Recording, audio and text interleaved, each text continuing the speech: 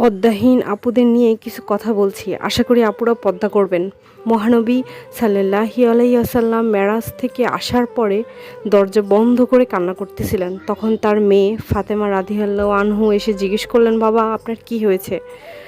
মহানবী সাল্লাল্লাহু আলাইহি সাল্লাম দরজা খুলে কাঁদতে কাঁদতে বললেন, মা আমার যখন জান্নাত দেখানো হলো খুব ভালো লাগলো, কিন্তু যখন জাহান্নাম দেখানো হলো মা, আমি সহ্য করতে পারলাম না। সেখানে শাস্তি এত বেশি ছিল যা সহ্য করা যায় না, আর সে জাহান্নামে নারীদের সংখ্যাই বেশি ছিল।